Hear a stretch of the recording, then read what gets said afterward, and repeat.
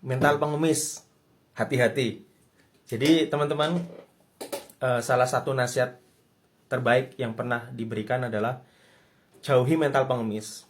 Jadi mental pengemis ini kita berlagak seolah-olah kita nggak mampu gitu. Kita menempatkan diri kita pada posisi yang nggak mampu, nggak berdaya, dan nggak punya uang gitu ya.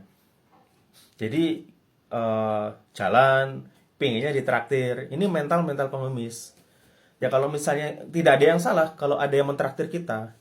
Tetapi kalau misalnya nggak mau gantian, ya itu namanya mental pengemis gitu loh. Kalau misalnya eh, tetangga kita pasang wifi, kita bisa aja ya mintanya secara gratis. Itu mungkin tetangga kita akan apa namanya nggak enak lah untuk menolak. Tapi kalau misalnya tetangga akan lebih respect ke kita ya kalau kita urun join gitu ya. Jadi kita misalnya dia tetangga nggak susah buat kita untuk mendapatkan wifi-nya. Tapi kalau misalnya lebih apik lagi kalau kita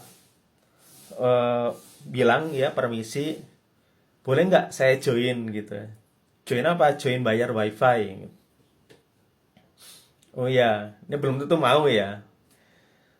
Soalnya kebetulan apa namanya fenomena nggak enak-enakan soal wifi ini kan lagi banyak ya di sekitar kita ini. Orang menggerutu internetnya lemot gitu, mana nggak mau bayar lagi kan. Nah, akhirnya diganti password, tetangganya malah marah-marah. Seperti itu, numpang numpang wifi tapi marah-marah gitu.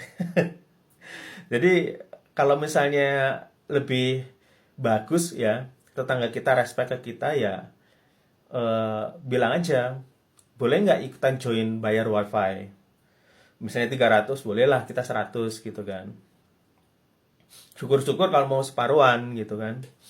Nah itu tetangga lebih respect. Begitu juga lingkungan yang lain, kalau misalnya kita traktir ya bagusnya kita mentraktir balik gitu kan. Ya kecuali kalau misalnya dia nggak mau ditraktir balik, ya kan ada aja orang seperti itu. Sama juga kalau misalnya kita ngajak join bayar wifi, tapi si tetangganya ini nggak mau gitu kan. Soalnya sering kali kita di lingkungan kita, lingkungan mental pengemis ini banyak banget gitu loh. Di dekat rumah ya itu ada masjid.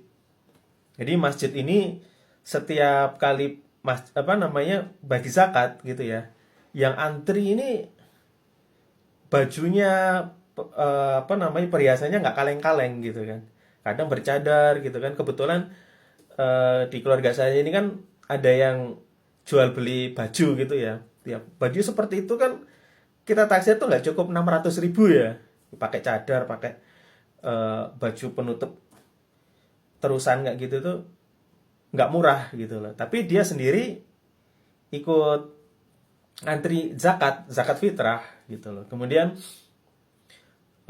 kita lihat ada bansos ngantri bansos tapi pakai perhiasan emas gitu kan, kata kalung paling enggak 4 atau 6 gram gitu kan. Itu nggak malu-malu lagi untuk antri bansos, antri sembako seperti itu.